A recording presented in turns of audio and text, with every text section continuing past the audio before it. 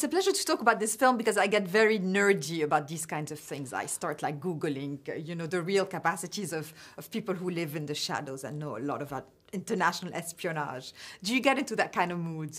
I mean, I definitely love all of that world. And there's a great book about the CIA, this book called Legacy of Ashes that I love because I think, to find out all of these things about how all of these operations go on, you want to believe that they are like the highest tech things and that everybody's doing the right thing. And then you realize that a lot of the time there's a lot of, befuddlements, mishaps, all of these things that affect like the wider world. So yeah, I do nerd out on it a little bit. Yeah, no, exactly. Especially if there are books and stuff. But, how do you authenticate things? Or actually, it's a movie and you kind of don't always have to. Well, I think when you approach it, or at least when I approach a character, I try to, at least with this one, I felt like I looked for different activists. I watched a lot of Nadia Tolokonnikova, a Russian activist, because I felt like, okay, here's somebody who's a real, fighter for justice, which I felt was something that was very important to Inqualine. And, I worked with a dialect coach for the accent as well. But she's somebody who's obviously very much a lone wolf and sort of feels very isolated. So, it was good that she sort of didn't have to belong to any kind of institution. So I didn't have to get too bogged down in that.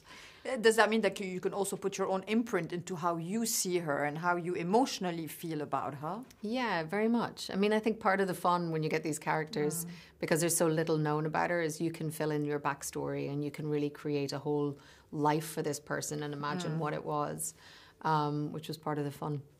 What did you imagine about her that was like your own imagination well, working? There's some of the stuff that like we can't talk about because it's spoilers. But yes, of course.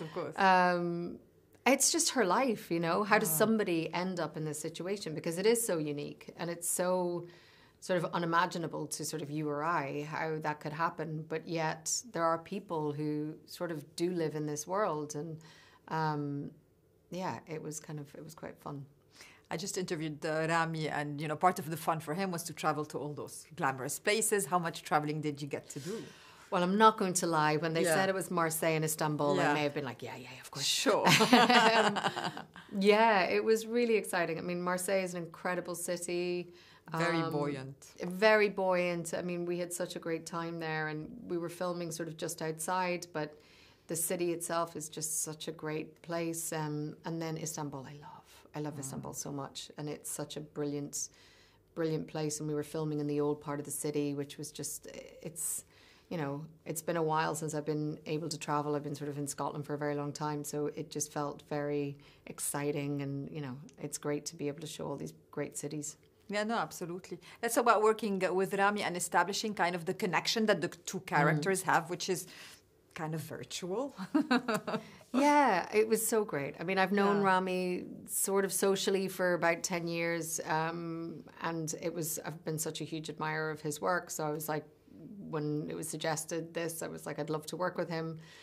And it was great. Like, he's such an amazing, so generous, and he's such a sweetheart. But when we met on set, we'd emailed, sort of talked about the characters a little bit, but obviously when they meet, there's this, they've known each other for a long time, but they really haven't. And there's that kind of surface recognition, but also where they're both at, and this sort of shared loss, which I think is such an important part of why they connect and why there's such a deep connection so quickly. And that was really lovely to explore with him. And he's such a beautiful, vulnerable actor. When you're with him, he's so just there and so present. It was just a dream. It was great. The final question I'm asking everybody is their favorite spy thrillers.